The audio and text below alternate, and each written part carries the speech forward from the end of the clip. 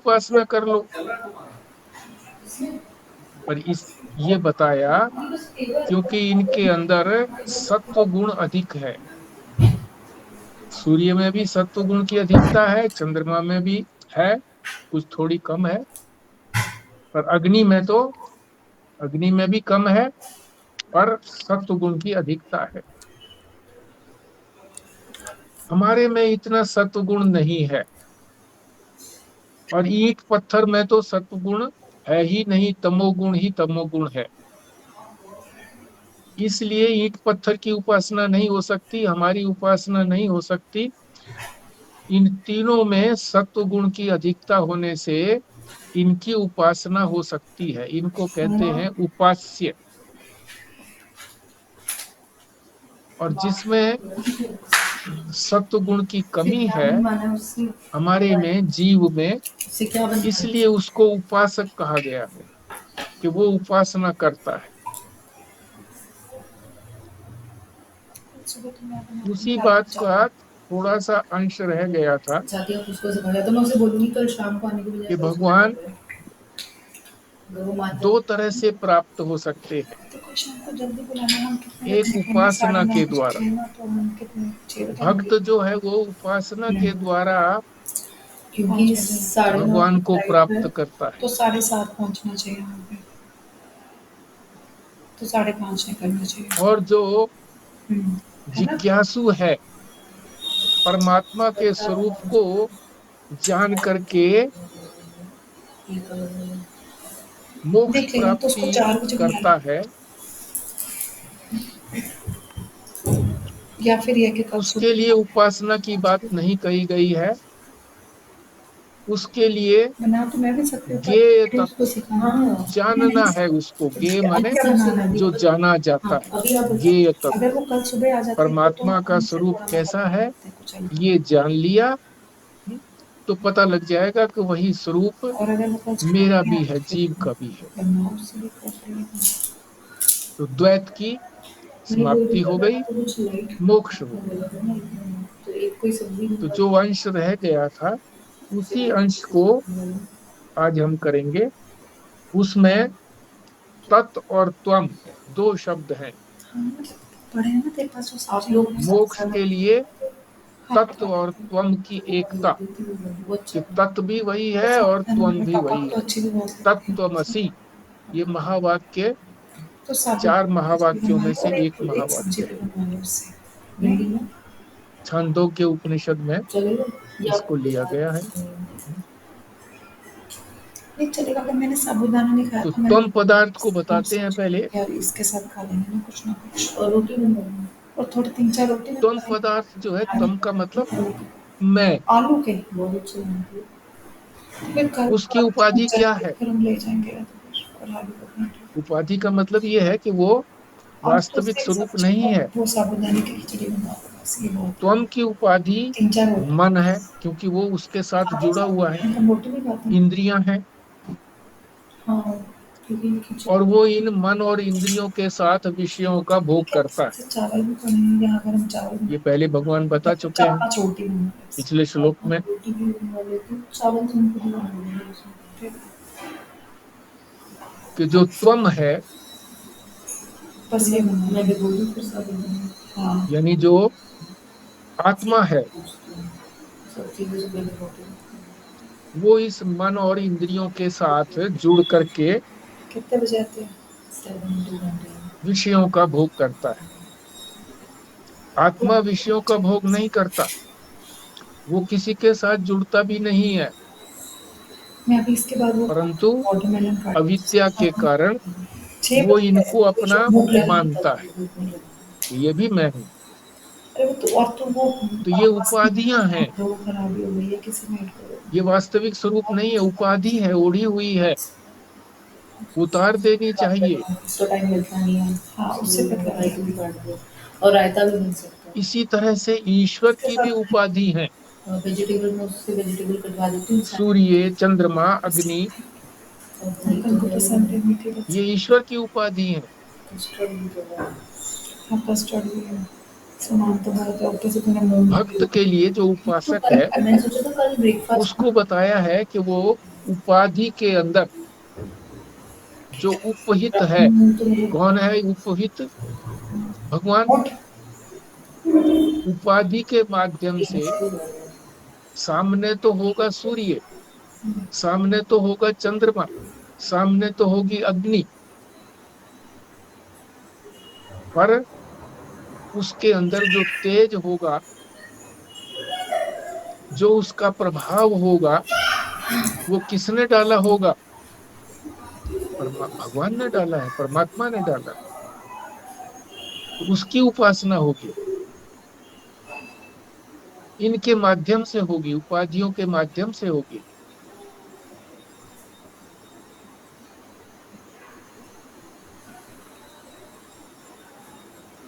तो हमारी उपाधि बता दी, इंद्रिय और अंतःकरण के साथ,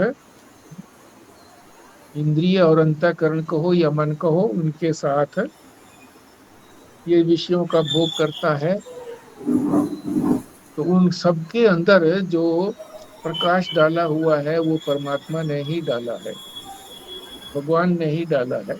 उस उपाधि की उपासना करते हैं, उसके माध्यम से परमात्मा की, भगवान की उपाधि के माध्यम से उपासना करता है। कौन? उपासक, जीव, जो अपने आप को इस शरीर और इंद्रिय मन बुद्धि के साथ जुड़ा हुआ अनुभव करता है।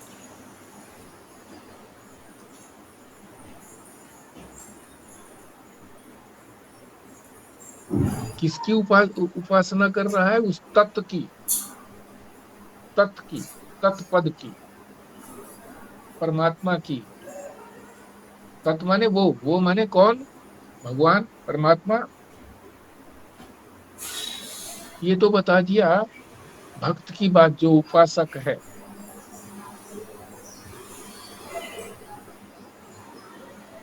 तो इसमें जो तत्व का अर्थ है, जो उपासक है, तत्व का जो अर्थ है, वो वाच्यार्थ लिया जाता है। वाच्यार्थ, वाच्यार्थ का मतलब ये होगा, शब्दार्थ ही कहिए उसको, कि उस शब्द का क्या अर्थ है। तत्व माने वह माने भगवान, वाच्यार्थ। और उसकी उपासना करता है, वो उपास्य है, और जीव उसकी उपासना करता है, उपासक है। जब उस शब्दार्थ से लक्ष्य की तरफ पहुंचना होता है, लक्ष्य का मतलब ये है कि जहां पहुंचना तो भक्त को भी वहीं पर है, पर अभी उसमें योग्यता नहीं है, तो वो उपाधि के माध्यम से भगवान की पूजा करता है। फिर उनके स्वरूप को जानने के लिए लक्ष्य की तरफ बढ़ता है, कि जाना कहाँ है? जाना तो वही भगवान के स्वरूप के पर है, सच्चित आनंद पर है। ये लक्ष्य है, उसी को जानना है कि क्या है उसका स्वरूप।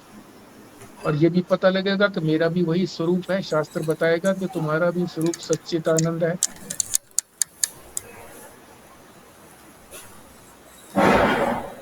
तो यहाँ महाराज जी कह रहे हैं कि जहां भी तत्पदार्थ का वर्णन आता है, तत्पदार्थ का मतलब भाई परमात्मा का, भगवान का जब वर्णन आता है, तो वहां दोनों चीजों को ध्यान में रखना पड़ेगा।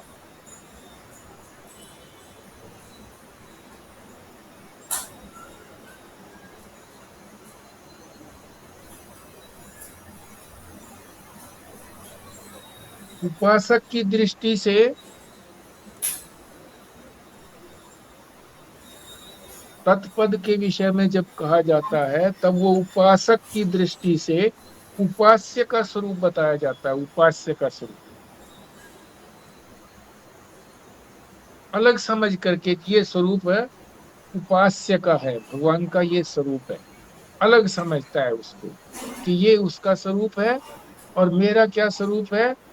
मैं तो करता हूँ, भोगता हूँ, जन्मता हूँ, मरता हूँ, कामी हूँ, क्रोधी हूँ, इस तरह से मेरा स्वरूप ये है। तो दोनों अलग हो गए। मैं हो गया उपासक, वो हो गए उपास्य, उनकी उपासना करनी है। और ज्ञानी की क्या दृष्टि होती है? ज्ञानी की दृष्टि होती है कि जो उसका स्वरूप है वही मेरा स्वरूप है, अपरोक्ष। वह अपरोक्ष आत्मा की दृष्टि होती है उसकी, ज्ञानी की, कि वो मेरी ही तो आत्मा है, मेरा ही तो है स्वरूप, मैं ही तो वही हूं, मैं उससे अलग नहीं हूं। अपरोक्ष है, वहां अपरोक्ष नहीं है। भक्त के अंदर परोक्षता है, दूर है। और ज्ञानी में अपना ही स्वरूप है, उसी को अपरोक्ष कहते हैं, मैं ही हूं। उपासक की दृष्टि रखनी है, यदि भक्त है तो सूर्य चंद्रमा के तेज में भी वही परमात्मा का तेज तेज की दृष्टि करनी है, कि इनके अंदर भी वही परमात्मा का तेज है। और यदि ज्ञानी की दृष्टि है तो ज्ञेय ब्रह्म, जिसको हमने जानना है, जिसका स्वरूप हमने जानना है, ब्रह्म जो है, उससे जो आवरण है हमारे ऊपर, अविद्या का आवरण, उसकी निवृत्ति होती है, वो हट जाते हैं। भक्त में अविद्या का आवरण तो बना रहता है, ज्ञानी में वो अविद्या का आवरण नहीं रहता। वहां तो जो चेतन के ऊपर जो आवरण आया हुआ है उसी को निवृत्त करना है ज्ञानी में, ये अनुभव करना है। तो दोनों जो भक्त हैं और ज्ञानी हैं, दोनों उसी प्रकार का अनुभव करते हैं। भक्त जो है वो उनको अपना पूज्य मान करके उपासना करता है, अलग मान करके ही उपासना हो सकती है, अपनी उपासना नहीं होती, अलग मान करके उपासना होती। और जो ज्ञानी है, जो जिज्ञासु है, वो मैं मान करके उनके स्वरूप का ज्ञान कर रहा है कि मैं वही हूं, मैं उनसे अलग नहीं हूं। तत्त्वमसि, तत्त्वम असि, तू वही है, तू वही है, ये।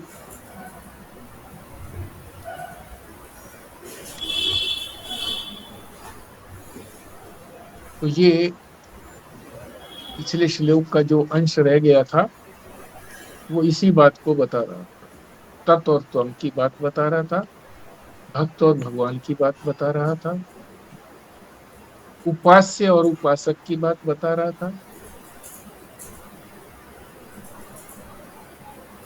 अब अगले श्लोक में, 13वें श्लोक के अंदर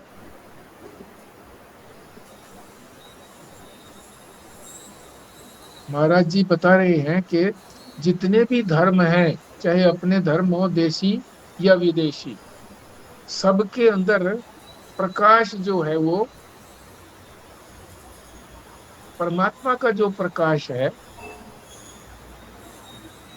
और ये जो बाहर का प्रकाश है, चाहे वो सूर्य का प्रकाश हो, चंद्रमा का प्रकाश हो, अग्नि का प्रकाश हो, या दीपक जलावें, मोमबत्ती जलावें, किसी न किसी प्रकार का प्रकाश तो अवश्य किया जाता है।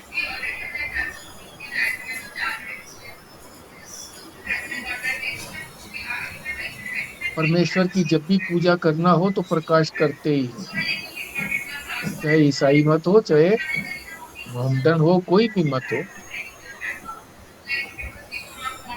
इसलिए की जाती है क्योंकि ये जो परमात्मा का तेज है ये सर्वत्र फैला हुआ है। मोमबत्ती में भी उसी का ही प्रकाश है। अब ये अगले श्लोक में 13वें में भगवान क्या बताएंगे कि परमात्मा का केवल प्रकाश से ही संबंध नहीं है, कि जहां पर प्रकाश होता हो वहीं पर परमात्मा है। प्रकाश के अतिरिक्त भी परमात्मा है। इसी बात को इस 13वें श्लोक में भगवान बताएंगे आगे। कहाँ बताएंगे? कि पृथ्वी में भी वही प्रकाश है, पृथ्वी से भी परमात्मा का संबंध है। केवल रोशनी रोशनी से संबंध परमात्मा का नहीं है, पृथ्वी से भी संबंध है। यदि भी पृथ्वी में कोई प्रकाश नहीं है। इसी तरीके से जो वनस्पति है उसमें भी परमात्मा विद्यमान है। किन रूपों में विद्यमान है वो इस श्लोक में बताएंगे। केवल प्रकाश प्रकाश के रूप में नहीं, और किन किन रूपों में बताएंगे वो इस 13वें श्लोक में बता रहे हैं। तो पहले हम इसका पाठ करते हैं।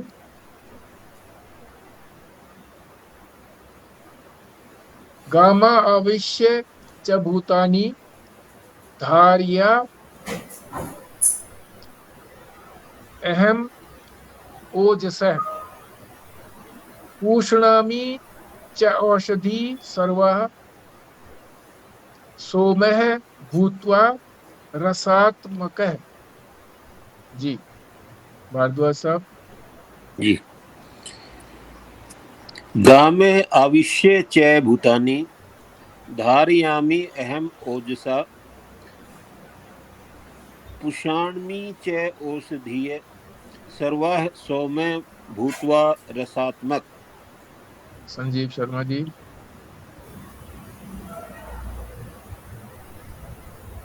जी। गामाविश्य च भूतानि धारयामि अहम ओजसा पूषणामि च औषधि सर्वः सोमा भूत्वा रसात्मकः। बिमला जी।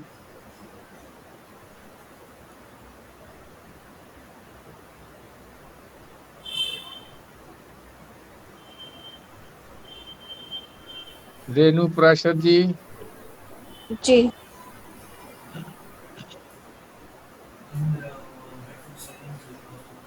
आ गया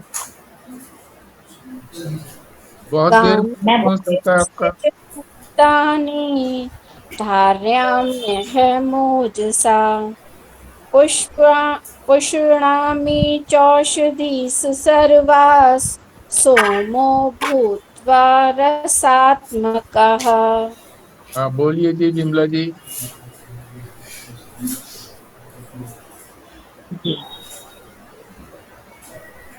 गामाविश्य च भूतानि धारयामि अहम् ओजसा पुष्णामि च औषधि सर्वः सोमः भूत्वा रसात्मकः। पुराना जी।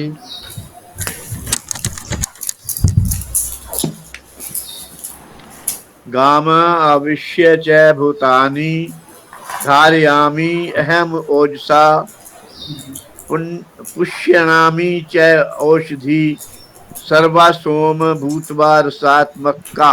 ओम। ठीक है, अर्थ समझ लेते हैं। गामा का अर्थ है पृथ्वी।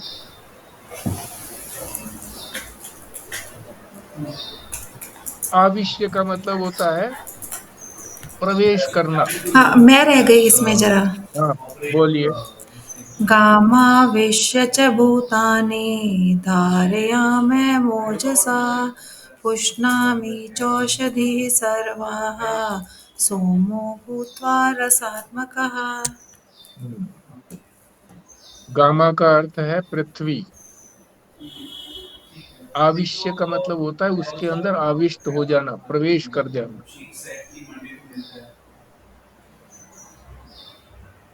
च भूतानी, भूतानी के मतलब सभी भूत, 5 भूत जो भी हैं, पृथ्वी भी है, जल भी, तेज, वायु, आकाश, सभी के अंदर सारा जगत। सारे जगत के अंदर, यानी सारे ही पंचभूतों के अंदर, जिसमें पृथ्वी भी आ गई, प्रवेश करके, कौन, भगवान की बात हो रही है, धारयामी, धारण करता हूं, कौन, अहम, अहम माने वही मैं, परमात्मा, भगवान ही सारे जगत में प्रवेश करके धारण करता है, सारे जगत को धारण करता है, उसमें प्रवेश करके। कैसे प्रवेश करता है, ओजसा, अपने ही तेज के कारण, तेज के कारण, शक्ति के कारण, बल के कारण। परमात्मा का जो तेज है, परमात्मा की जो शक्ति है, उसके द्वारा वो सारे ही जगत के अंदर प्रवेश करके उसको धारण करता है, स्थिर रखता है। अगली पंक्ति, पूषणामी च औषधि सर्वा,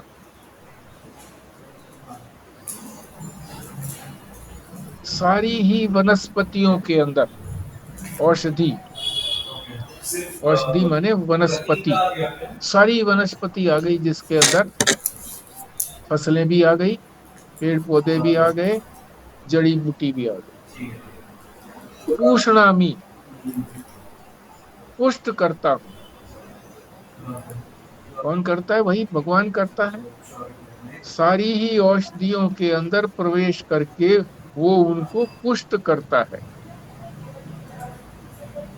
कैसे पुष्ट करता है, सोमो भूत्वा, चंद्रमा होकर के, चंद्रमा के माध्यम से सारी वनस्पति पुष्ट होती है। कैसे होती है पुष्ट, रसात्मक है, उसमें रस डालता है। किसी चीज का रस निकाल दो तो उसमें कुछ नहीं बचता, जैसे जूस निकालते हैं, जूस जो है ना वो पी लेते हैं, बाकी को फेंक देते हैं। तो पुष्टि का मतलब ये हो गया कि उसकी वास्तविकता क्या है, रस। हाँ जी मैम, हाँ जी। उसकी तो वास्तविकता मैं फिर वो डालते हैं 9% सारी वाली ही वो कर देती औषधियों हूँ, के जो आज आपने किया वो वाली फाइल अपना वो थीसिस सारी वाली कर वनस्पति देती के हूँ, अंदर, पेड़ पौधों और में, बाकी जो फॉर्मेट्स है वो जड़ी वाली कर बूटियों देती में, हूँ। और ठीक है उसको मैम, मैं पुष्ट आप करते मेरे हैं। ख्याल से आपके थ्रू ही जाएगा, तो फिर मैं आपको भेजती हूँ और उसी और रस फिर को जब आप हम उसको फॉरवर्ड पीते कर हैं तो देना आगे, पुष्ट फिर होते हैं हम। मैं एड्रेस पे लिखूँ। तो ये इसका सामान्य अर्थ हो गया। हाँ जी। अब बता रहे हैं विशेष रूप से सारी चीजों को। जो ये गामा जो शब्द कहा है इन्होंने, गामा का अर्थ अच्छा, है आपने आज बात की पृथ्वी। थी मैम? अच्छा, पृथ्वी का मतलब तो मिट्टी कोई बात सारी, नहीं मैम, कल फिर कल आज पहले भेज देते हैं सारी चीजें और फिर कल पूछ लेंगे। अब और मिट्टी तो फैल जानी चाहिए। तो मैं आपको फॉरवर्ड क्यों करूंगी मैम, ये एक आपके थ्रू जगह जाएगा। संगठित है मिट्टी, ठीक है, फिर मैं आज आपको भेज के ना मैम, क्यों और फिर कल भी बटोरी आपको हुई है। कन्वीनियंट और भेज देना फिर, क्योंकि ना वो सीआरडीपी से मिट्टी मेरे को जब हम उनके भी मेल के बटोरते हैं, रिमाइंडर्स आते इकट्ठा करते हैं, हैं बार-बार, तो तो फिर जल मैं आदि का आपको भी एक मिश्रण मेल डाल करके, दूंगी कि किसी आई और चीज ऑलवेज का मिश्रण करके ही तो तो अपने इसको हार्ड इकट्ठा कॉपी में तो करते कर हैं। ही दिया, और आज या कल तो हमारा वो भी हो तो ही जाएगा। भगवान ने इसको कैसे इकट्ठा किया हुआ है, ठीक है मैम, ठीक है मैम, नहीं थैंक तो यू। फैल जानी चाहिए ये। ओके। मिट्टी को हम कहीं ऊपर से डालें तो बिखर जाती है। मिट्टी का डला लेकर के ऊपर से नीचे गिराए, फैल जाती है, बिखर जाती है। तो ये मिट्टी जो है, पृथ्वी जो है, ये मिट्टी रूप है, फिर ये बिखरती क्यों नहीं है, कॉम्पैक्ट क्यों रहती है, क्योंकि गामा आविश्य, पृथ्वी में मैं प्रविष्ट हूँ, मैं परमेश्वर इस पृथ्वी के अंदर प्रविष्ट हूँ, इसीलिए नहीं फैलती है, नहीं गिरती है, नहीं बिखरती है। इसी के अंदर परमात्मा है पृथ्वी देवता रूप में, और हम लोग जो है पृथ्वी देवता की, पृथ्वी माता की पूजा करते हैं। सुबह जब उठते हैं बिस्तर से तो भूमि पर पैर रखने से पहले, पृथ्वी पर पैर रखने से पहले उसको नमस्कार करते हैं, हाथ नीचे ले जा करके माथे को लगाते हैं कि मुझे मजबूरी में पैर रखना पड़ेगा, तो पहले मैं पूजा करता हूँ, आपकी परमिशन लेता हूँ।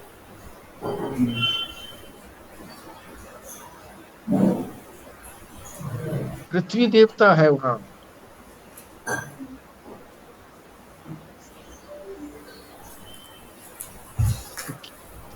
उसके अंदर चेतन शक्ति है, पृथ्वी के अंदर चेतन शक्ति है, परमात्मा की जो चेतन शक्ति है वो उसके अंदर विराजमान है, परमात्मा उसमें प्रविष्ट है।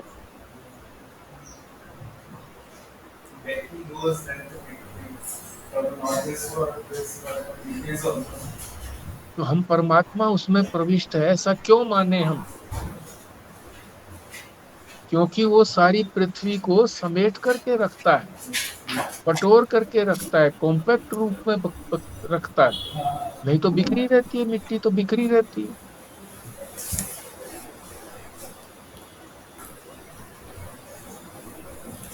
क्यों नहीं बिखरती मिट्टी, क्यों नहीं बिखरती? क्योंकि इसके अंदर परमात्मा देवता है जो इसको इकट्ठी करके रखता है।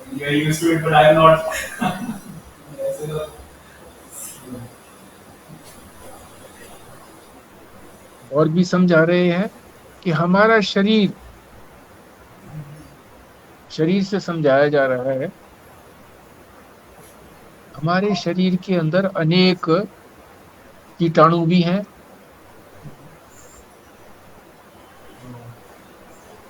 जंतु भी हैं। कीटाणु तो बहुत सूक्ष्म होते हैं, दिखते नहीं है, कीड़े तो दिख जाते हैं, पेट से कीड़े निकलते हैं कि नहीं? जब गंदगी कोई खाई जाती है भोजन के द्वारा, जल के द्वारा, तो बड़े बड़े कीड़े हो जाते हैं उसके अंदर, दवाई दे करके उनको निकालना पड़ता है। तो ये अंदर से काट तो करते ही रहते हैं। कीटाणु भी जो हमारी शरीर के विरोधी कीटाणु हैं वो काटते रहते हैं,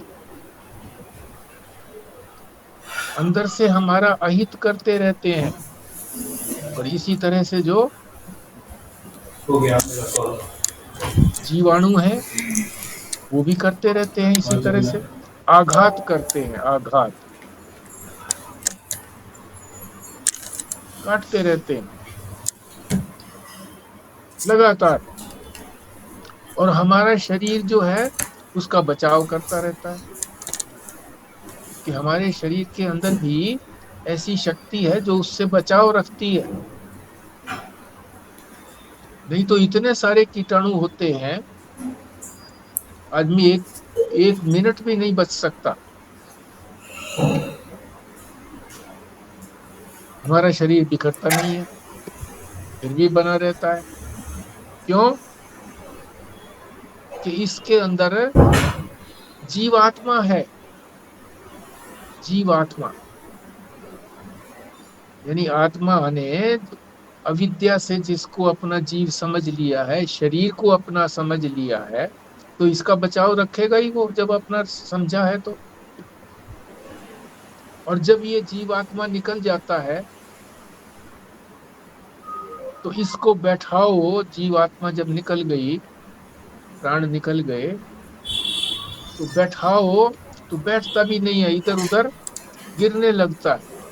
किसी ढंग से उसको सहारा दे करके दीवार के सहारे उसको स्थिर रखते हैं। और घंटे 2 घंटे तो रहता है ऐसे, फिर ये शरीर फूलने लगता है, अकड़ने लगता है। जैसा का जैसा बैठा दिया, पलाथी मार करके उसको बैठा दिया, अब उसकी पलाथी को हम हटा नहीं सकते, यूं का यूं रहेगा, फूल भी जाता है। और ऐसा भी कहते हैं कि खून का पानी बन जाता है, यानी जो रक्त कण है, हीमोग्लोबिन है, वो अब अपना फंक्शन खत्म कर देते हैं, तो पानी हो जाता है, मिट्टी हो जाती है। और लोग ये कहते हैं कि इस मिट्टी को जल्दी संभालो, जल्दी रास्ते लगाओ। और रास्ते लगाने का क्या तात्पर्य है कि उसको शमशान में लेकर के जाओ। और शमशान में ले जाने का नियम ये है कि 2 सूर्य ना देखे वो। दिन में अगर मृत्यु हुई है तो सूर्य छुपने तक उसका दाह संस्कार हो जाना चाहिए। और रात्रि हो गई है तो अगले दिन सूर्य एक ही तो दिखेगा ना, अगले दिन एक दिखेगा। मगर दिन में अगर किसी की मृत्यु हुई है तो अगला सूर्य उसको नहीं देखना है, नहीं दिखाना है। ऐसा नियम है भारतीय परंपरा में कि उसी दिन के अंदर ही अंदर उसका दाह संस्कार हो जाना चाहिए। हाँ, रात्रि हो गई है तो रात्रि पर्यंत उसको रखें और अगले दिन फिर एक ही सूर्य उसी में, जब तक भी चाहे उस सूर्य के अंदर ही अंदर दोपहर तक, सायंकाल तक उसका शरीर का निपटारा कर दिया जाता है। विदेशों के अंदर कई कई दिन रख लेते हैं। ये शास्त्र के विरुद्ध बात है। तो महाराज जी यहाँ शास्त्र की बात को भी, धर्म की बात को भी, रिलीजियस रिलीजन को भी बताते जा रहे हैं। यद्यपि स्पिरिट की बात चल रही है, आत्मा की बात चल रही है, स्पिरिचुअलिज्म की बात चल रही है, पर रिलीजन की बात भी साथ साथ महाराज जी बता देते हैं। यही विशेषता है महाराज जी कि हमारे अंदर किसी प्रकार की कोई शंका न रहे कि शरीर बिखर जाए। क्यों नहीं बिखरता है? क्योंकि उसके अंदर जीव आत्मा है। आत्मा है, जिसने शरीर आदि को अपना माया मान लिया है तो उसको जीवात्मा कहने लगे। वो है इसलिए नहीं बिखरता। जहां जीवात्मा निकली तो बिखर जाता है।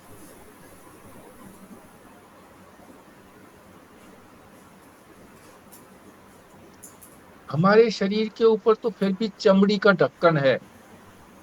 सारे शरीर पर चमड़ी लगी हुई है ना, लपेटा हुआ है शरीर। पृथ्वी पर तो ऐसा कोई ढक्कन भी नहीं है, फिर भी वो बिखरती नहीं है। क्यों? कि चेतन तत्व, चेतन आत्मा, चेतन देवता उसके अंदर मौजूद है।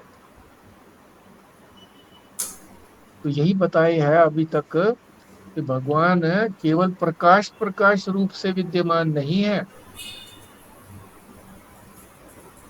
उसकी चेतना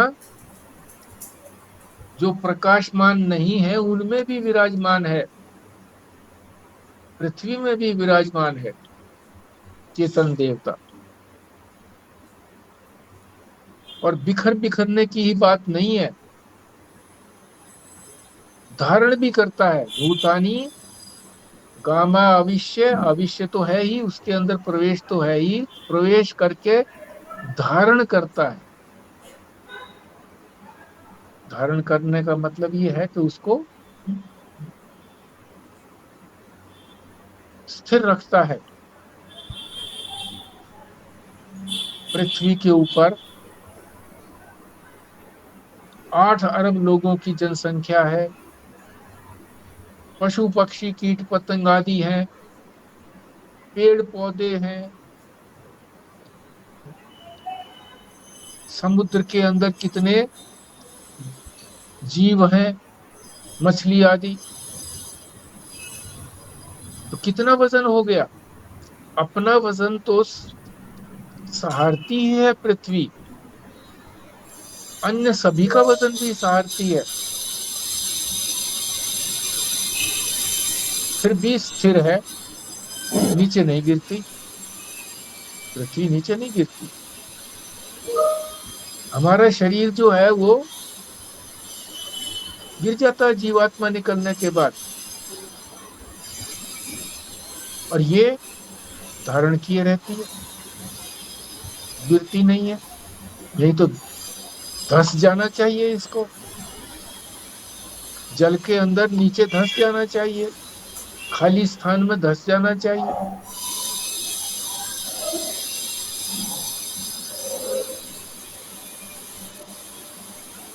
जब जीवात्मा निकल जाती है शरीर में से,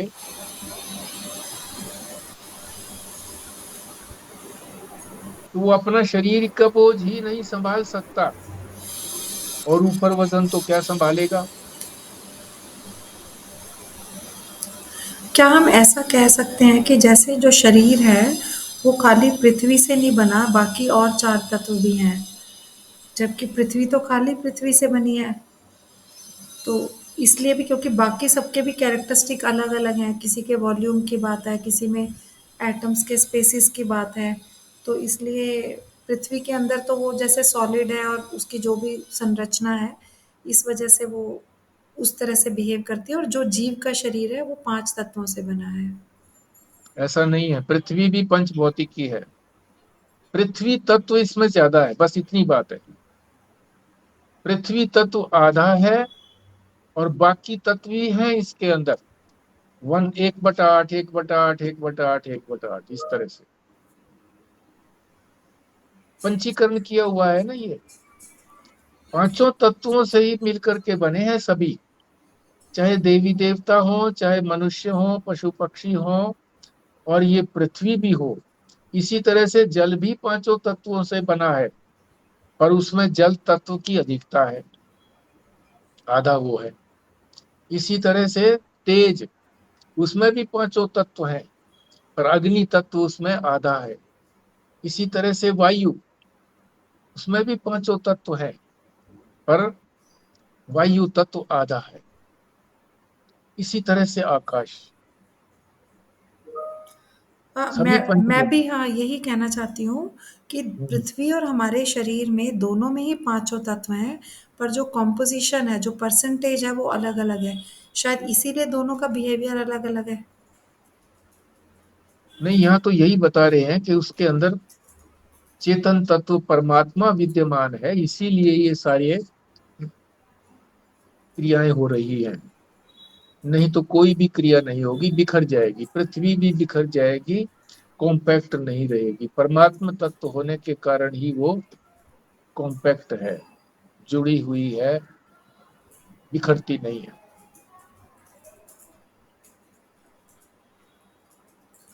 तो मृत्यु होने के पश्चात भी वो तो है ही परमात्मा, तो तब भी वहाँ हर जगह व्याप्त ही है। व्याप्त तो है, फिर पर वो उसको क्यों बिखर जाएगा फिर वो? क्यों बिखर जाएगा? हाँ, वहाँ भी तो है ना, परमात्मा तो हर जगह है, आत्मा तो हर जगह पे है व्याप्त। सामान्य रूप से हर जगह है, विशेष रूप से जो जीवात्मा है वो विशेष रूप से है, विशेष रूप से वो निकल गई है। सामान्य रूप से तो सबके अंदर है, सामान्य को कोई आपत्ति नहीं होती है भी किसी भी तरह की, विशेष को ही आपत्ति होती है। विशेष ही अपनी विशेषता के कारण टिका रहता है। सामान्य विशेष में भी होता है, विशेष में भी सामान्य रूप से परमात्मा विद्यमान है, पर यहाँ उसकी विशेषता चली गई है, जीव चला गया है, सामान्य रूप से तो है परमात्मा, उसमें मुर्दे में भी है, पर वो किसी तरह का कोई विशेष व्यवहार नहीं कर पाता, सामान्य वाला कोई विशेष व्यवहार नहीं कर पाता। जैसा आपने एक बार बताया था ना, जैसे पत्थर में भी वैसे तो परमात्मा है, पर क्योंकि उसके अंदर अंतःकरण नहीं है या वो एक्टिव नहीं है, शायद इसी वजह से हम ये बोलेंगे कि मुर्दे में भी अंतःकरण नहीं है, इसलिए वो वैसा हाँ बिहेव नहीं कर पाता। हाँ, ठीक है, अंतःकरण नहीं है, इंद्रियां नहीं है, मतलब सारा ही सूक्ष्म शरीर उसमें से निकल गया, सारा सूक्ष्म शरीर निकल गया, केवल मन बुद्धि चित्त अहंकार नहीं निकला, इंद्रियां भी तो नहीं रही ना। आंख कहाँ देख पाती है, कान कहाँ सुन पाते हैं, प्राण भी नहीं रहे। प्राण जो है वो प्राण शक्ति जो है परमात्मा की, वो इन सारे अंगों को, सूक्ष्म शरीर को ले जा करके दूसरे स्थूल शरीर में प्रवेश करा देता है। तो पत्थर को भी हम जड़ इसीलिए कह सकते हैं ना कि उसके अंदर सूक्ष्म शरीर नहीं है। हाँ, ऐसे इसीलिए कह सकते हैं।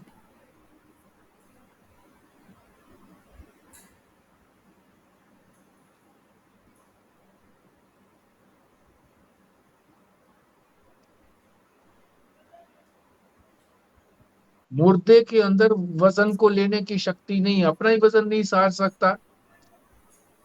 जब जीवित होता है तो मन दो मन भी है, 2.5 मन की बोरी उठाते हैं नहीं लोग, जो अनाज ढोते हैं कुछ और ढोते हैं, बोरी उठाते हैं। और वही जब चेतन जीव आत्मा निकल जाती है तो अपना वजन भी नहीं सहार सकते।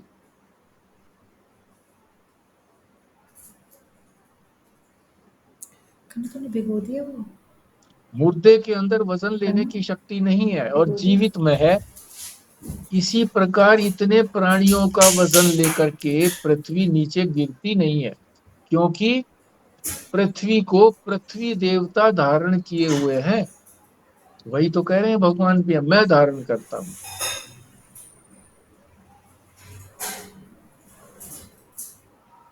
भगवान ने कहा कि जगत को धारण करता हूं, किस शक्ति से धारण करता हूं? अभी तक तो धारण करने की बात आई थी, कौन सी शक्ति से धारण करता हूं? ओजसा, ओज,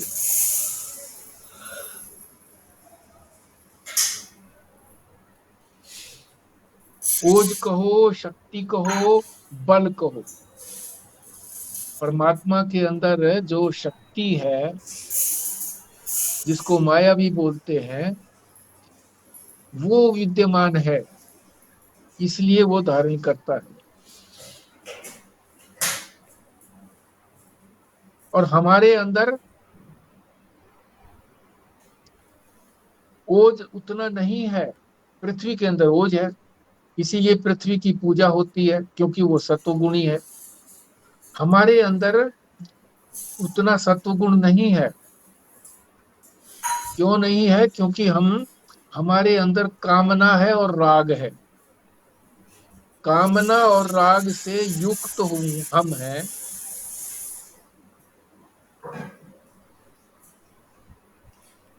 तो हमारे अंदर वो शक्ति नहीं है, कमजोरी है। शक्ति होने पर भी हमारे लिए नहीं जैसी हो जाती है, नहीं जैसी हो जाती है।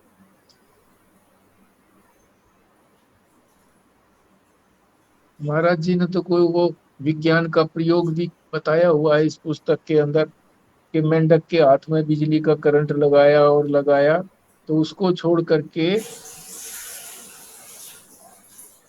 मन की जो वृत्ति है, मन की वृत्ति को चलाने वाला जो स्नायु है, डॉक्टर कहते हैं ना, स्नायु का मतलब नर्व, कि ये सारा नर्व से चलता है।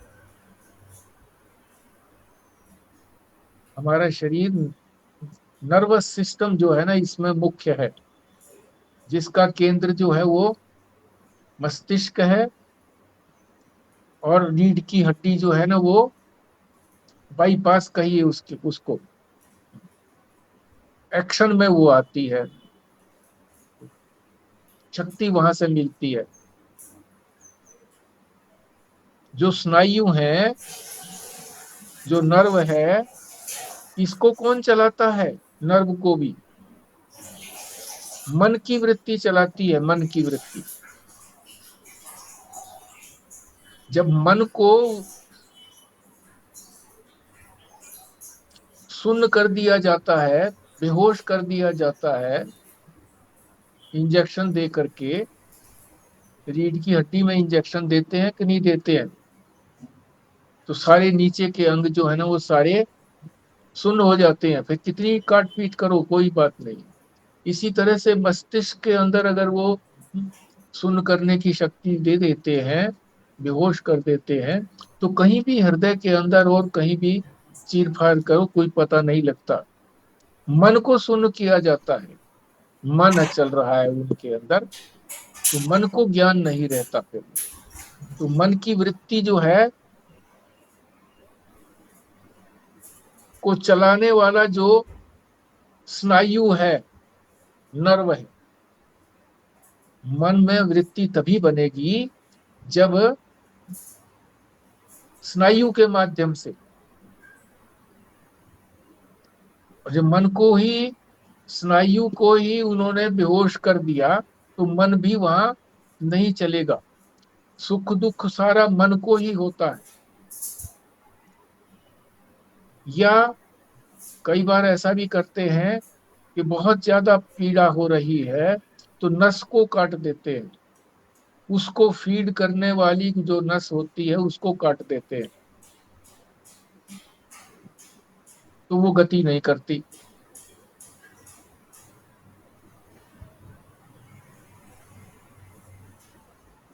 शरीर के अंदर जो ओज शक्ति है, ओज नामक जो शक्ति है, वो हमारे बाह्य बल की अपेक्षा बहुत ज्यादा है।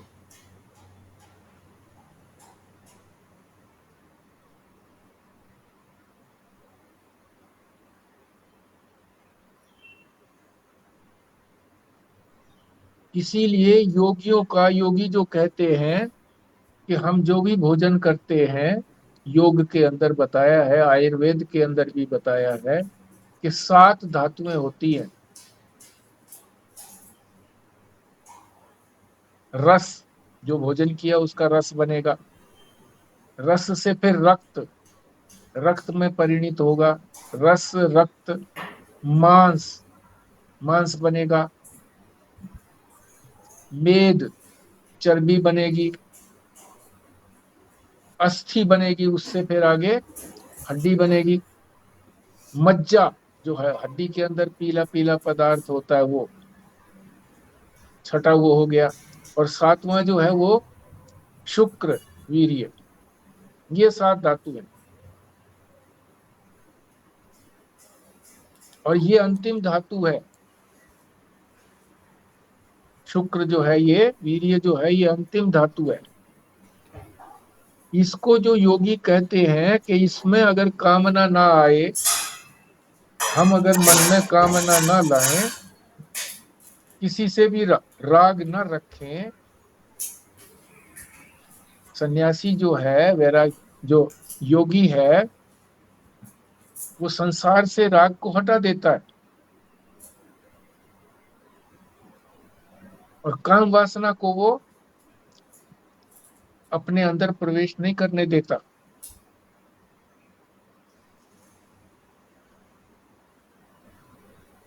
ये अगर दोनों चीजें सुरक्षित रहती हैं कि वैराग्य भी पूर्ण वैराग्य हो और कामना, काम की शक्ति ना हो, काम और राग, उससे फिर वो शुक्र से भी ऊपर ओज शक्ति बनती है, ओज शक्ति। आभा कहिए उसको, ओज शक्ति को। काम और राग से विवर्जित, इनसे रहित, विवर्जित का मतलब इनसे रहित जो बल है, जो ताकत है, जो शक्ति है, वो ओज है, जिसमें कामना भी ना हो, राग भी ना हो।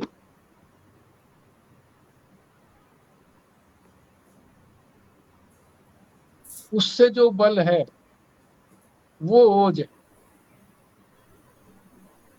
ये परमेश्वर का बल है।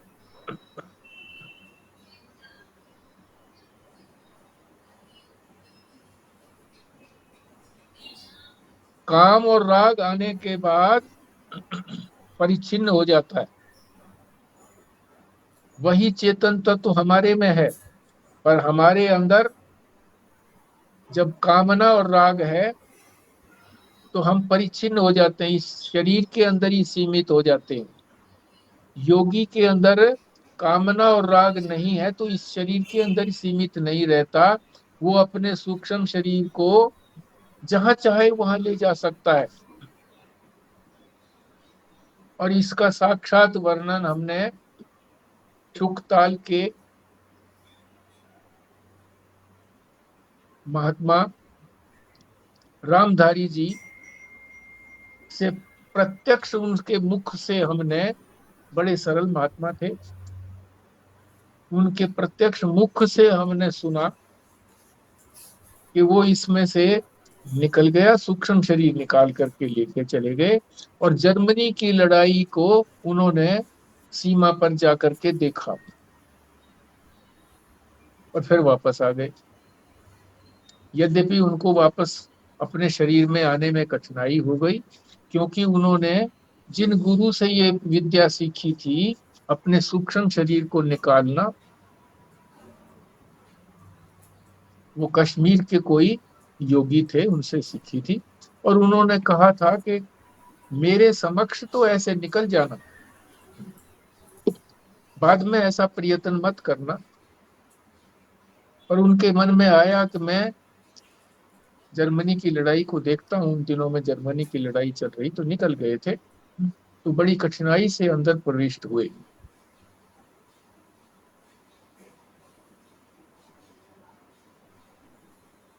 कामना और राग के कारण ही हम अपने आप को सीमित मानने लगते हैं।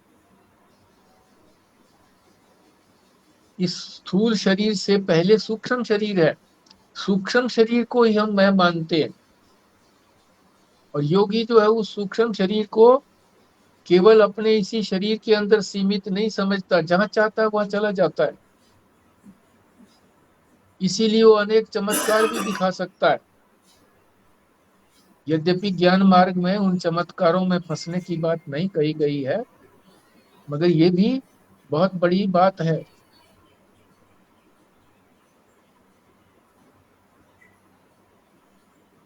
तो हमारे में ये कामना और राग होने के कारण हम अपने आप को सीमित इसी शरीर के अंदर ही बंधा हुआ मानते हैं।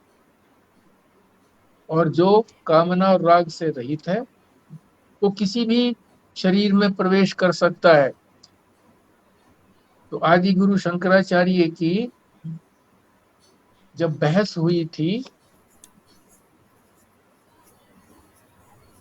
तो उनकी जो पत्नी थी, उन्होंने कहा कि इसका कामना का राग का तो आपको कोई अनुभव ही नहीं है, तो कैसे आप इस बात को झुठला सकते हो। तो फिर उन्होंने किसी राजा के प्रवेश में, जिसका शरीर प्राण निकल गए थे, उसमें प्रवेश किया और वहां फिर उन्होंने अनुभव किया और फिर आकर के उन्होंने उनसे शास्त्रार्थ किया। तो इस तरह की कथाएं भी हैं, सत्य कथाएं हैं ये, कि योगी जो है वो दूसरे के शरीर में भी प्रवेश कर जाता है, मगर उसमें जो जीव आत्मा जब निकल जाती तभी प्रवेश करता है।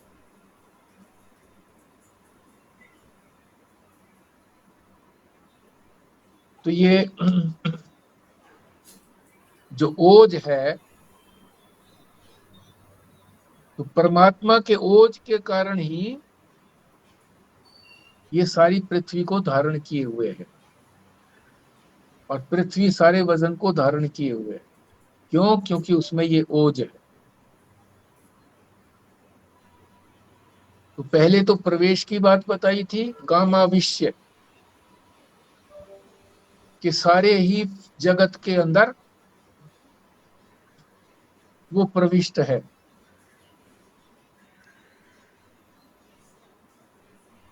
जिसमें पृथ्वी भी आ गई। फिर ये इसी इसी एक पंक्ति के अंदर, श्लोक के अंदर जो पहली पंक्ति है, फिर कौन सी शक्ति से वो जो है धारण करता है इसको?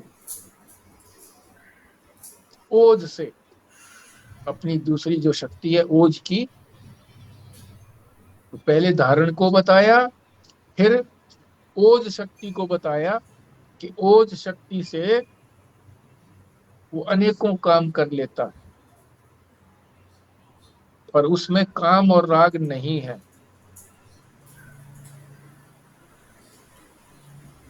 और जब काम और राग होते हैं तो फिर वो शक्ति क्षीण हो जाती है, सीमित हो जाती है, न के बराबर हो जाती है। हमारे अंदर कोई शक्ति थोड़ा ही है। आज यहीं पर हम विश्राम देंगे इसको। इसको संक्षेप में कल भी समझ लेंगे।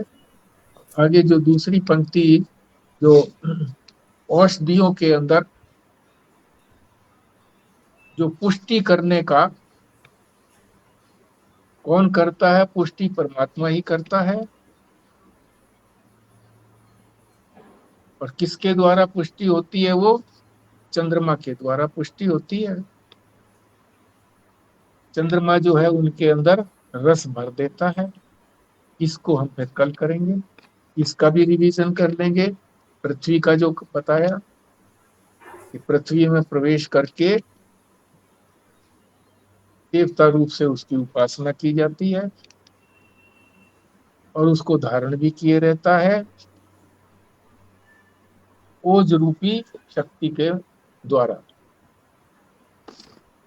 यहीं पर विश्राम लेते हैं, कल आगे करेंगे। किसी ने कुछ बोलना है तो बोलिए।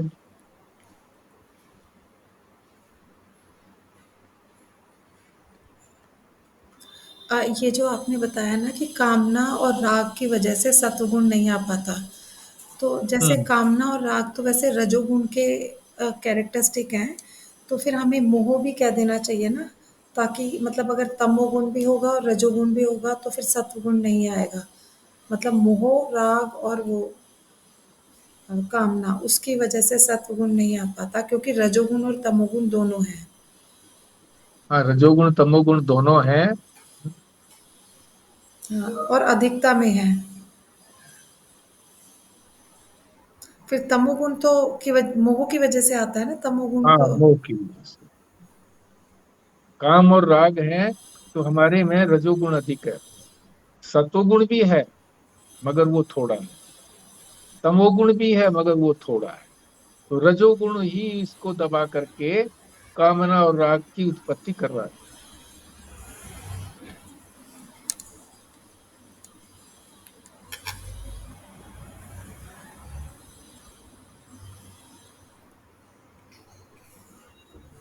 ठीक है जी, फिर स्वस्तिका तुम ही करो फिर पूर्णाहुति। ओम पूर्णमद जी।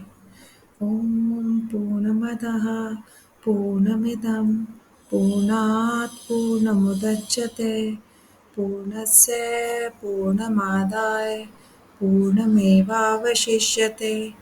ॐ शान्तिः शान्तिः शान्तिः। नारायण। नारायण। नारायण।